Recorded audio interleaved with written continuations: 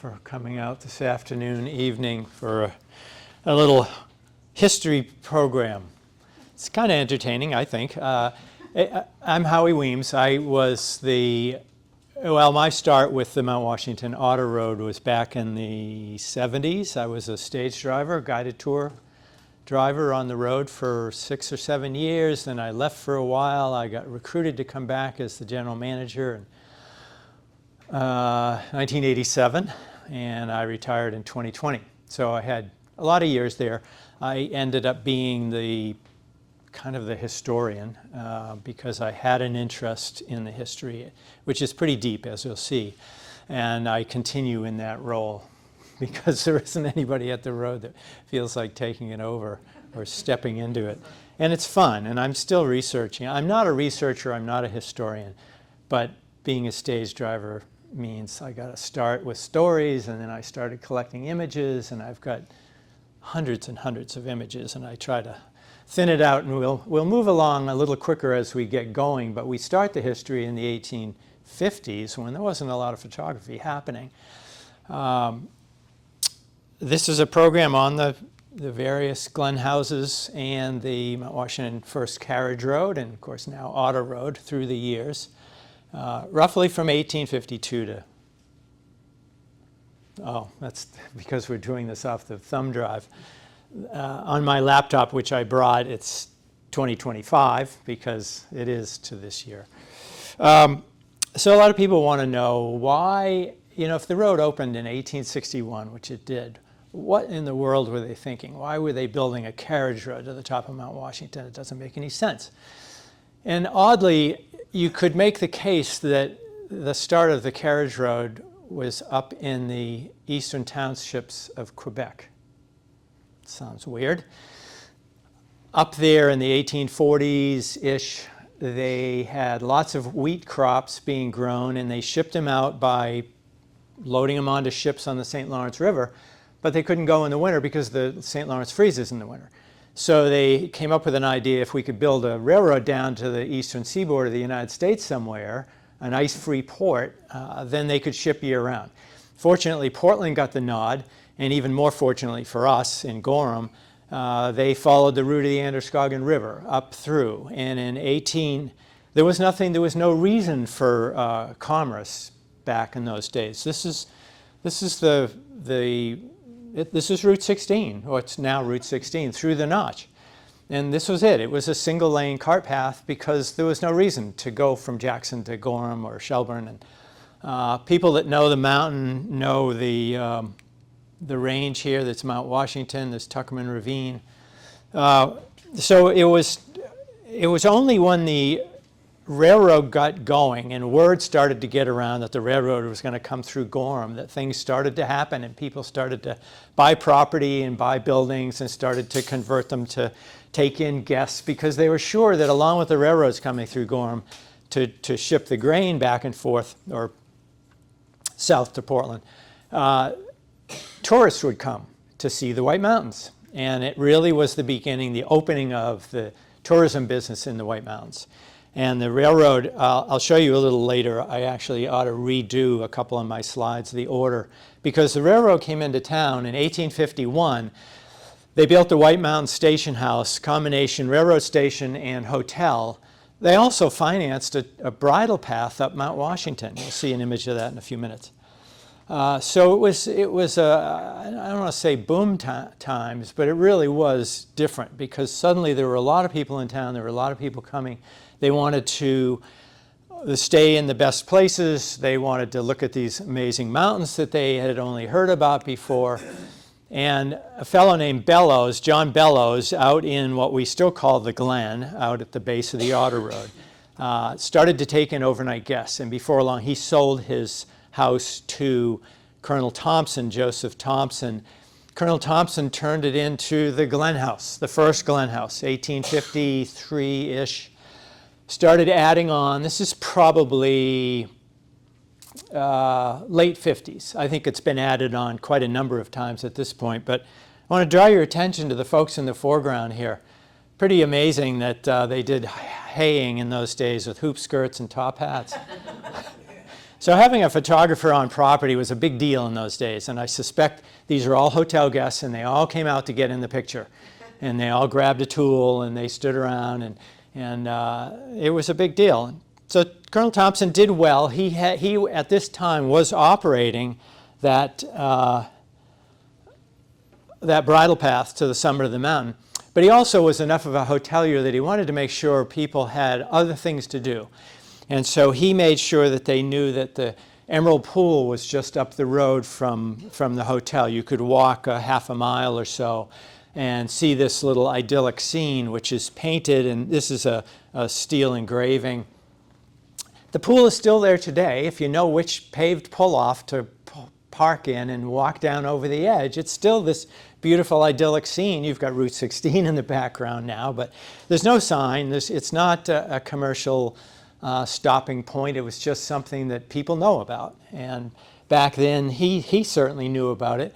He also made a trail up into Tuckerman Ravine, which of course was famous back in those days. And if you can understand what's going on here, the photographer is in under the snow arch, aiming his camera out at these two guys and out across the other side of Tuckerman Ravine. The snow arch was a natural occurrence. It was infamous in those days. Everybody would go and see it in the springtime. It still happens now. Nobody talks about it. Nobody knows about it.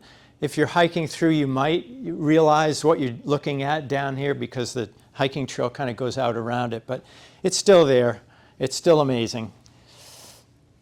So the image that I was talking about that helped to publicize the bridle path was everything was exaggerated back in those days. As you'll see, there'll be a couple more images that we'll show, and vertical exaggeration was the rule of the day when you were sketching.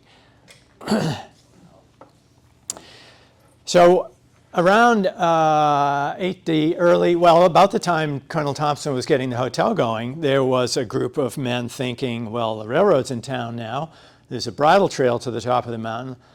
Let's put some money together and build a carriage road to the top of the mountain. So General David O. Macomber from Middleton, I believe it was, Connecticut, I think he was the money guy, applied to the legislature of New Hampshire and got a charter to build a private toll road.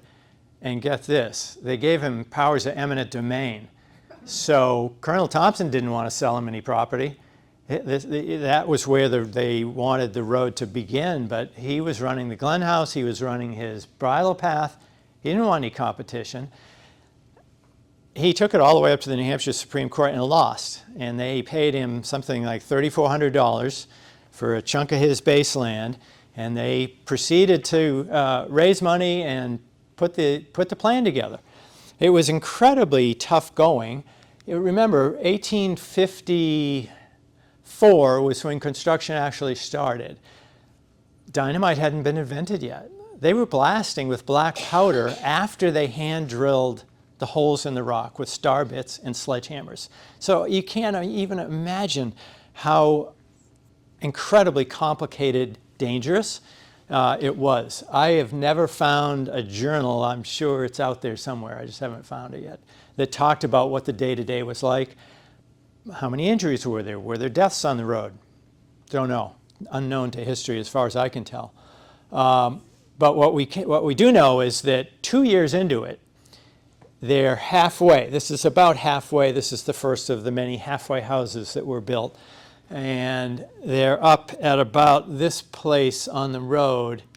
And 2 years in, the company goes bankrupt. They've exhausted all the cash that they had raised to get them to the summit of the mountain, and they're halfway there. The road was idle for 2 years, nothing happening. 1859, the current Mount Washington Summit Road Company, the current corporation that owns the company now, was formed, and they started up again. They raised different money. David Pingree was the money bags. They started up above this scene here. This is the latest. This is another version of a halfway house. But importantly, they started charging tolls to go to halfway. So this is a little probably later, but it's a representation of taking tolls at halfway. But you see these ladies. Imagine traveling like that. six horses to draw that wagon up to the top. Little shot of a hardworking road crew on the road, but the important part here is the secret ingredient they use to keep the dust down on the road. That's as good as it gets. So, so there was when the second company got started, Colonel Thompson realized, you know what, this might be really good for my hotel business, and he became an ardent backer of the whole project, to the point where he had a rivalry with Colonel Hitchcock at the now called Alpine House, the hotel in by the railroad in Gorham, as to who would get the honor of driving the first horse-drawn wagon to the summit. He decided it was going to be him, and to make sure that was the case, 3 weeks before the road was open, he took a wagon up and he got to the summit with the help of a number of guys to keep the wagon upright as they went over the boulders, because the road's not finished. And so his name has gone down in history. Finally, on August 8th, 1861, the road had a big grand opening. They brought all kinds of stuff up. There's you can't see it, but there's a full-size Concord coach on the summit of the mountain. There's this cannon here that they were going to shoot, that they did shoot off on the summit. They didn't like the fact that there was nothing to echo off of, so they brought it back down the road a couple of miles to shoot it off so they'd get some nice echoes. But it was a big deal. Opening the Carriage Road to the summit of Mount Washington was a very big deal. And it was a very rough road. It was strictly single lane. But people had not seen views like this. There were no National Geographic images back in those days. And so people were awed by it. And there were artists that were coming up. They were drawing some or painting some of these scenes, making it all much more famous. The dominant means of transportation was built down in Concord by the Abbott Downing Company. They were mountain wagons, specially built for the Mount Washington Carriage Road. Very lightweight. They were 9 or 12 passenger wagons driven by or pulled by either 4 or 6 horses. They were robust. They were really well designed. They were very lightweight, very strong. And a lot of the hotels in the region ended up buying them for their own purposes, as well as bringing their guests to the carriage road. So the horses made a half a trip a day, 4 hours to the top. They were stabled on the top of the mountain in one of 2 of these big barns, and then a fresh team would take the wagon with those same people down in the afternoon. Most of them were on a day trip. It was kind of an all-day trip, but quite an adventure. And these were the rather stern-looking stage drivers of those days. And they were apparently almost demanded to have mustaches. There's only one that looks at all young. So they were hired for their horsemanship. They were not hired to deal with the guests they were hauling to the top. They were not like today's stage drivers who are partly hired to communicate and tell stories. These guys were just controlling those 6 horses that were out front. So Colonel Thompson was correct in his second assessment. The carriage road was so good for his business that he was able to double the size. Here's the original Glen House. Now he's put a connector and he's doubled the size of it. There's over 200 rooms now in the hotel. And it's a pretty amazing operation. He also built a trail to the other side of the valley, the other side of the glen. There's a rocky cliff there that you can walk up to and look back on this wonderful place that you're staying overnight at. And it was, there's a lot of images like this of various Glen houses over the years, as you'll see as we go here. It was a huge operation. It wasn't just a hotel. They were out in, well, people call it Pinkham Notch. It's actually Greens Grant, but way far away from Gorham or Jackson. And so they got most of their, what they needed on the farm. They had a full farm going. They had dairy herds providing milk and butter. One of the interesting things that I learned, took me a while because I always wondered what these little outbuildings were, but this one here, Colonel Thompson wanted his hotel guests to be able to go bowling. So he built a bowling alley, but he built it remote from the hotel so the guests wouldn't be bothered by the noise. This is the inside, the drawing room of the Glen House. I read somewhere that this may have been one of the first uses of wall-to-wall broadloom carpeting, and it was a pretty big deal. It was a fancy place. What I don't understand is, did they not have friends? There are all these single chairs. So 1869 rolls around and something grim happens for the Carriage Road. The Carriage Road opened in 1861, and every year until 1869 they doubled their business. So things are looking great until this problem came about. From the other side of the mountain, the Cog Railroad, 1869, opens. It did enable this huge Summit House to be built because all that lumber came up on the railroad cars. In the foreground here, we have a couple of mountain wagons, staged for the photo, I'm guessing, because they've got 2 horses hooked up to each. I think they just used it to position. But there's a lot of history going on in this particular image. So the Carriage Road's answer to the Cog Railroad opening and nearly putting them out of business is to build a Summit stage office so that they could try to entice some of the train passengers down on the Carriage Road. And they put this modest little sign on top of it where you unload off the train and you're looking down and you see this big sign and you realize, oh, I can take that way down instead of going back down on the train. And they sold it as a round the mountain trip. You go down the Carriage Road, south through Pinkham Notch, and up through Crawford Notch, and back to the Cog. It kind of worked, but it wasn't really going to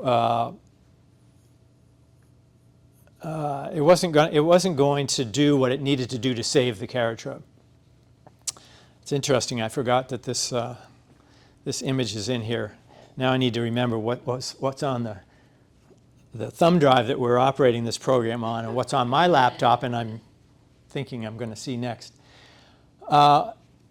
The Summit Road Company had their Summit Stage office, and later on in the history, it was used as the first place of business for the Mount Washington Observatory. So the 5 guys that started the Mount Washington Observatory, this is sort of a jump in time, used that building. This is an iconic shot of one of them up on the top of the building knocking ice off of some of the instruments. I put this in here because the last time I did this show was for the Mount Washington Observatory, and our histories are intertwined a bit, but there's enough to talk about with the Carriage Road that I usually don't have a lot of observatory shots in it. 1884, that first beautiful Glen House burns to the ground.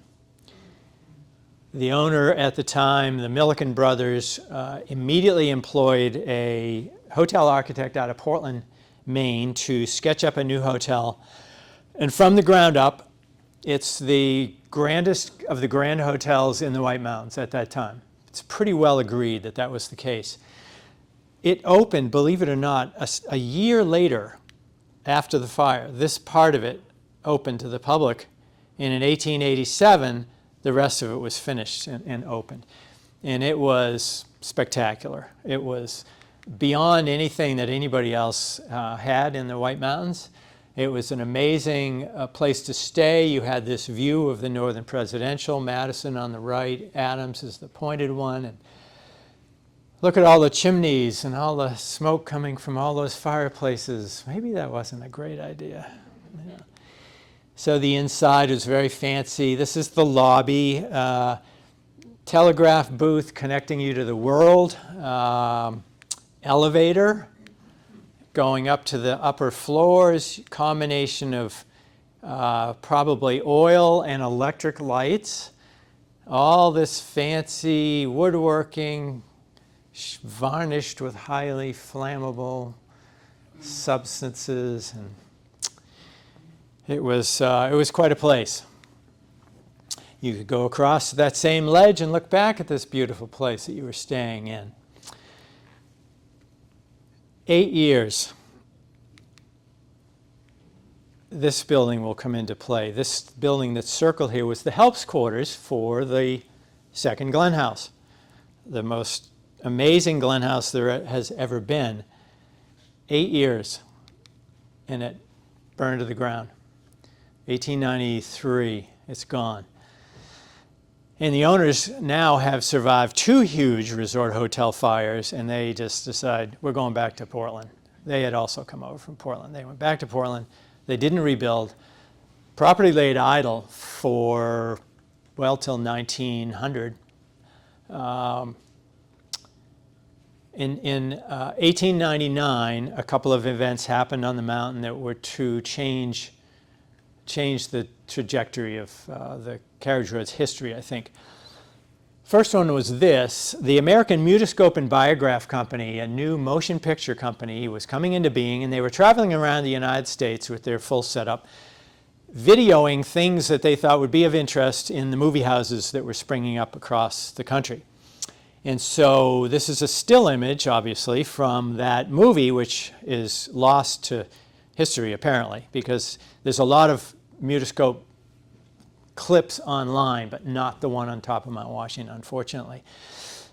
But they took this wagon. This is a full-size Concord coach. There were only 2 times in the history of the road that a Concord coach has been on the summit. This was the second one, 1899. I think they took it up empty, loaded it up on top, because that would have been a huge load. It's a 24-passenger wagon, 8 horses out front. They took it up to the top, loaded it up, trotted it around literally in circles, and filmed that, and apparently that was a big hit in the movie houses. But the bigger thing that happened in 1899 was Freeland and his wife Flora Stanley drove their Stanley locomobile from Newton, Massachusetts, up into Pinkham Notch, overnighted at the Darby Field Cottage. The next day made the first trip to the summit in an automobile, 2 hours and 10 minutes, roughly half the time it was taking the horse-drawn wagons. He actually didn't own the company. He and his brother had invented this car and later, of course, the Stanley steamers. But he had sold this company to another entity, and they had retained him to do publicity. And he came up with the bright idea of, well, let's drive up to Mount Washington and be the first to get to the top of the mountain. It took him 5 days to get from Newton, Massachusetts to the base of the road, and then 2 hours and 10 minutes drive time to the summit. That, I think, changed the trajectory because there were people in town, Elihu Libby and his 4 sons, who were very astute business people, and I think they could tell that that carriage road that wasn't doing so great at the time had a future. And so they first bought the buildings and the land at the bottom, and then in 1906 they purchased the road itself. But the first thing they did right off was they opened what was the help quarters into the next Glen House, more of an inn than a hotel. So this is the 3rd version of the Glen House, the building on the left, and it was to last for quite a number of years. As cars came on, manufacturers wanted to prove their cars. So in 1904, they held the first Climb to the Clouds automobile race to the summit. And these rather important-looking gentlemen were the judges up on the top of the mountain. And they are known, I won't go through who they are, but they were well-known business people and publishers, newspaper publishers of those days. And hopefully this will play. This is a clip. Again, the American Mutoscope and Biograph Company comes on the scene, and they do about a 6-minute video. We're going to see 40 seconds of it here. What it was like. And it's amazing to me that there were cars back in that era that could make this climb. You'll notice they almost always have a passenger who's a mechanic. Whoa. So when things like that happen, they can jump out and take care of it, or sometimes a little more help is needed.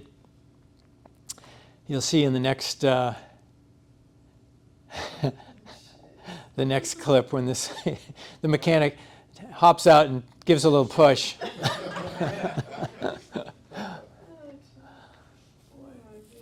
But all of these things that are happening are starting to get people more aware of the Mount Washington Carriage Road, still called the Carriage Road, of course. 1905, they raced again. This fellow in this very stripped down Napier set a new record of 20 I think it was 28 minutes and 56 seconds. Pretty amazing for a very rough road back in those days. Then there's been off and on, you'll see as we go here, off and on return of the car race. But in '06, the families, the Libbies that had purchased the land at the bottom now purchased the road. And again, I want to research and find out what did they pay for it, because I bet they didn't pay much. 1907-ish, this is a great shot from the Mount Washington Observatory archives. It's a Guy Shorey photograph. I'm pretty sure it was staged, because when cars started to want to go up the Carriage Road, the owners were very reluctant, and they initially only allowed them on Mondays and Saturdays, and only if there were no other horse-drawn wagons on the road. And if there were, the car had to wait at the bottom until the horse-drawn wagon had cleared the road. So this would have been set up, I'm pretty sure. The car over on the side, the horses looking rather nervously at this contraption over on the side. It took a number of years of change before the big change was made. And as far as the company goes, it took until 1912 before they decided to switch over to automotive stages. And they leapt right in by buying a used 1908 Thomas Flyer and telling the stage drivers, the guys that were working the horses, that, well, these are our new stages. So some of them would make the switch and became automobile stage drivers, and others decided to retire.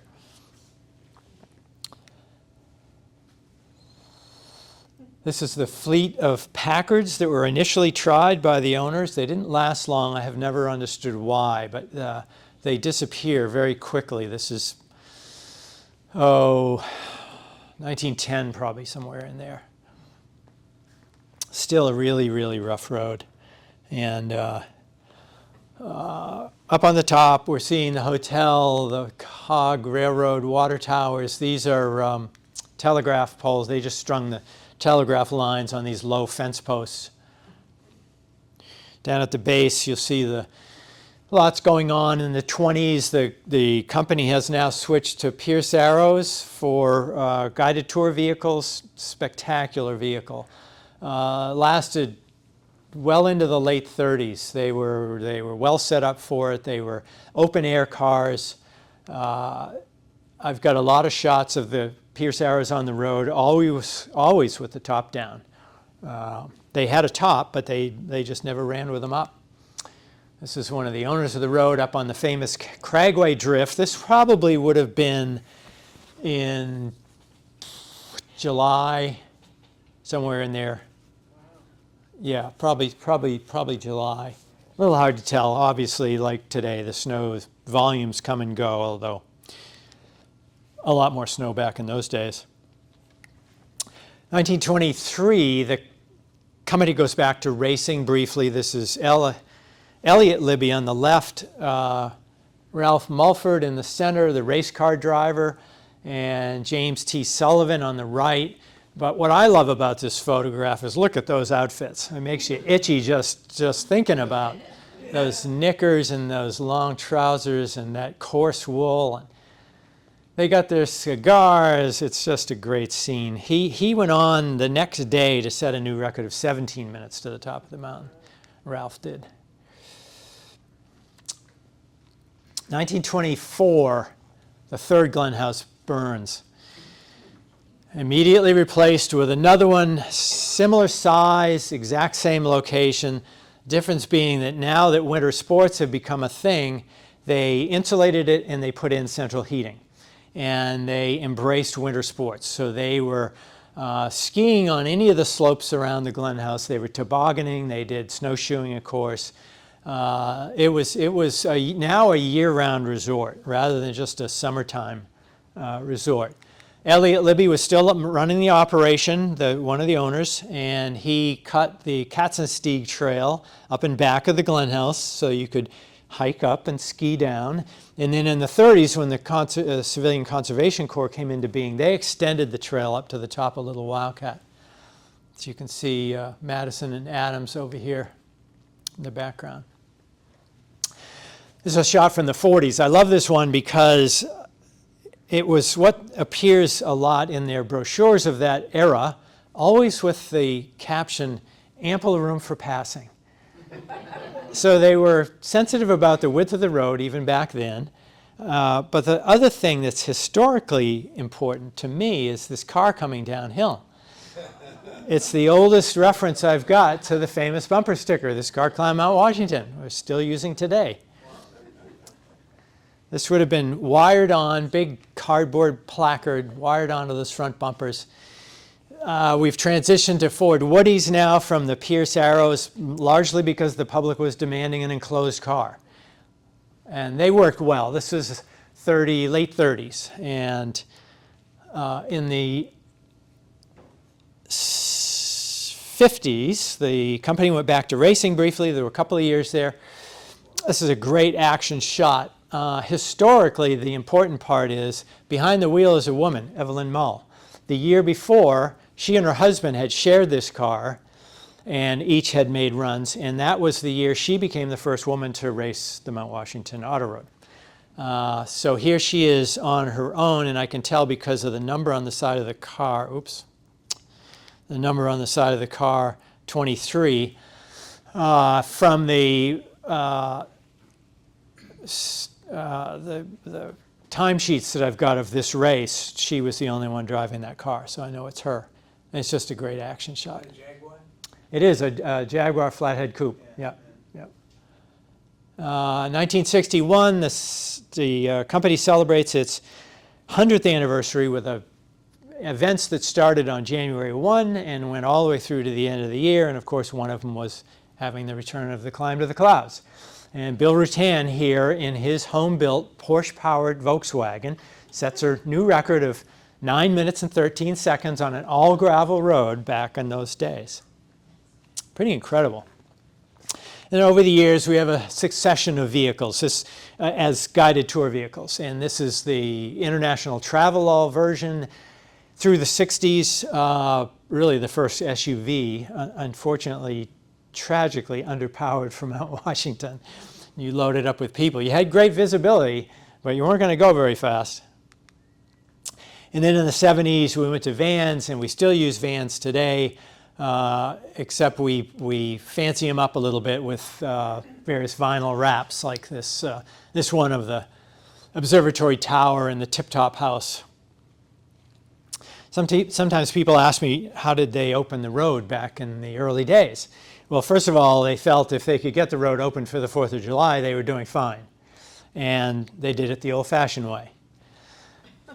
You bring those guys up to the 5.5-mile point where the last of the snow always is, Cragway Drift, and you have them go at it with shovels and picks, and you hope to get to this point. And hopefully you're beyond the last snowstorm, and then you just proceed. These days, we've got a little more modern equipment to deal with. So, it's a Piston Bully 400. It's a full-size grooming machine like you'd see at an Alpine or some Nordic areas. And do a lot of safe snow moving with that. We moved out of bulldozers about 10 years ago, which were quite unsafe. And then we've got an all-wheel drive road grader. Put chains on it. They can peel the last of the snow and ice down to the surface. There's over 100 culverts under the road. The idea is to control that water when the snow starts to melt and the rains start to come in the springtime, and control it. And first, you've got to find those culverts sometimes.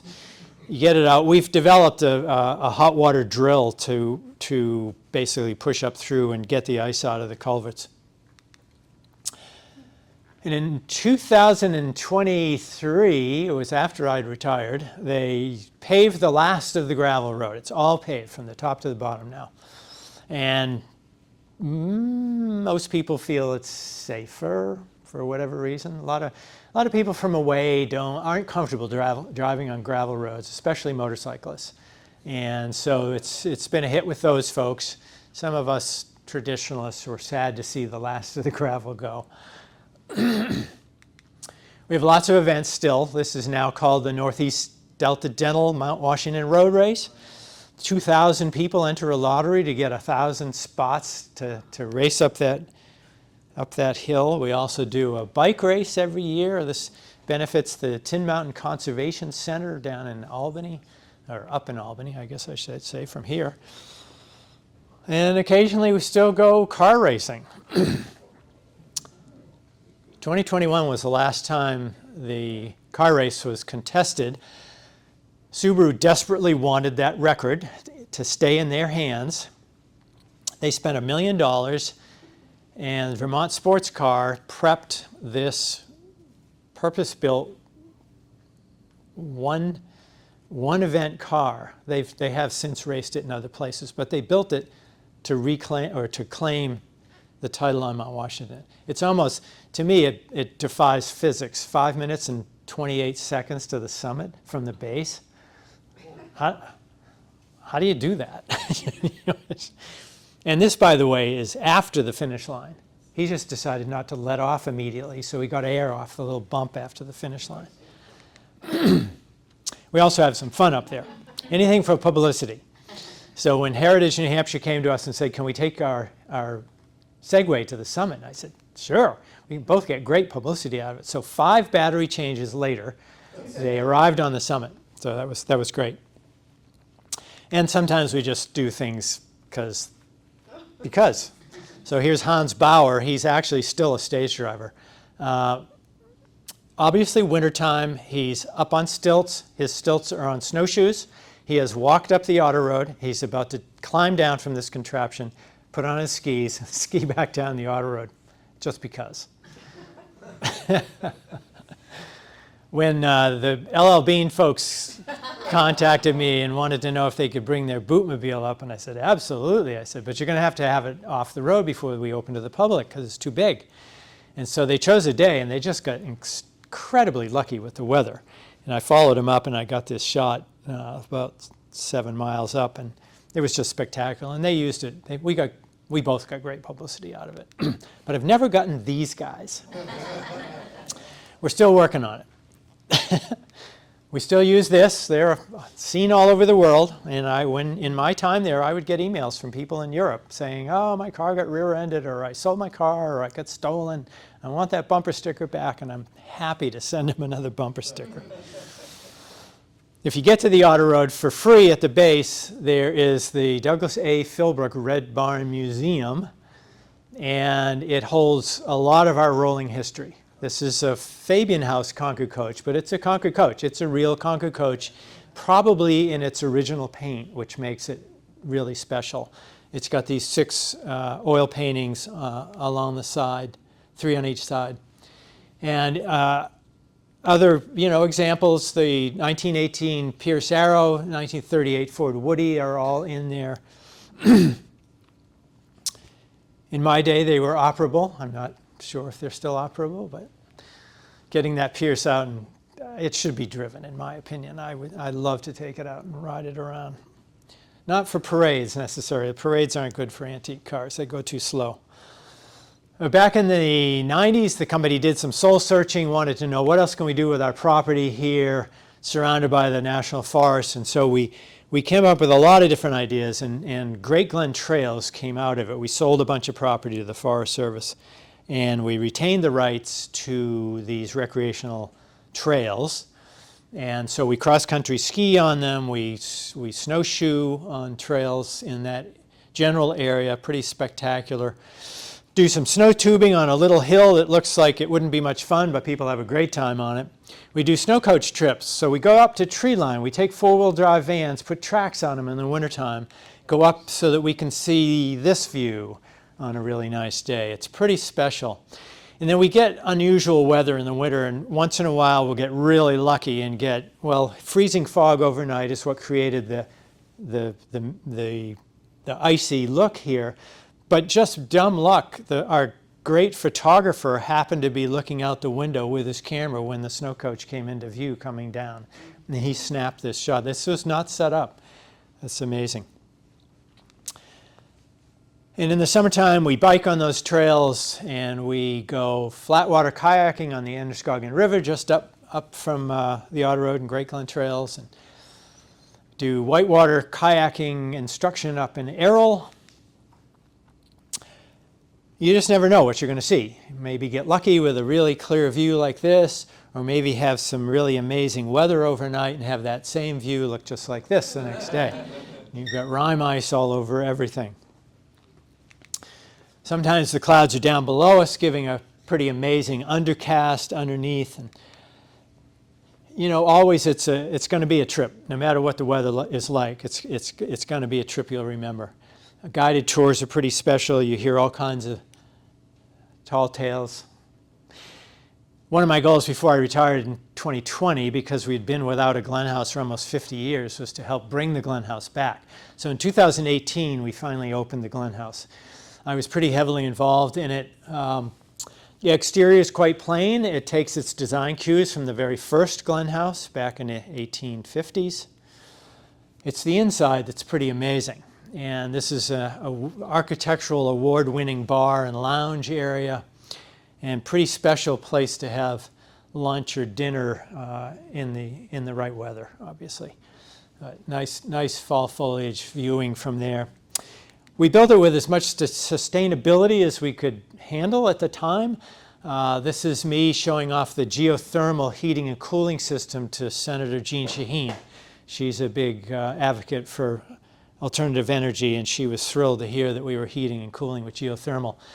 Then we have a little hydroelectric generator using water works dating back to the 1800s, when they had piped water around to those first big hotels.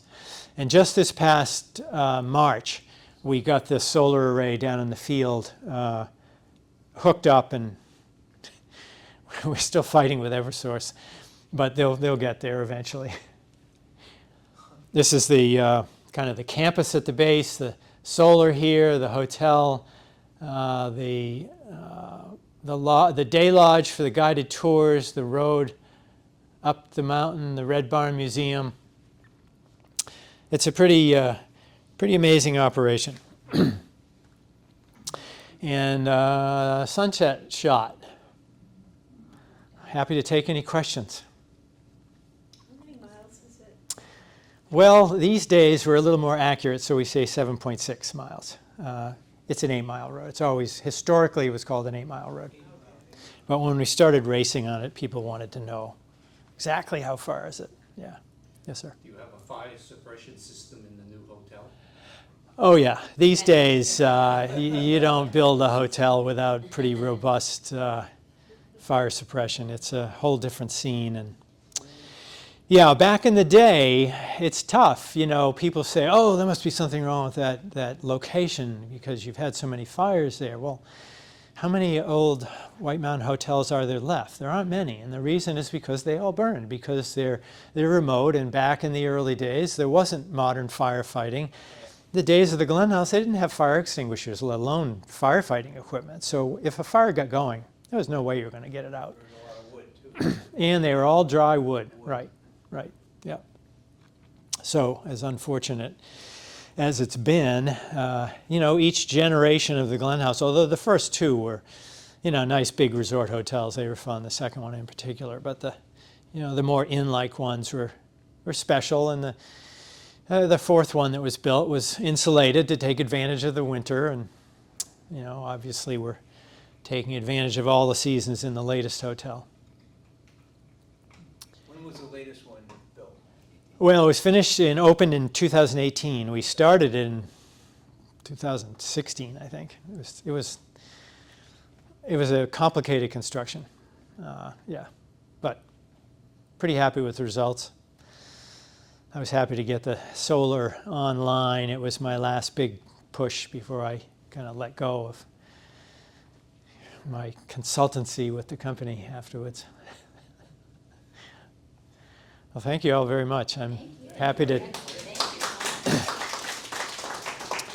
take any other questions offline if anybody still has some. Thanks for coming. You're welcome. Great. So let's see.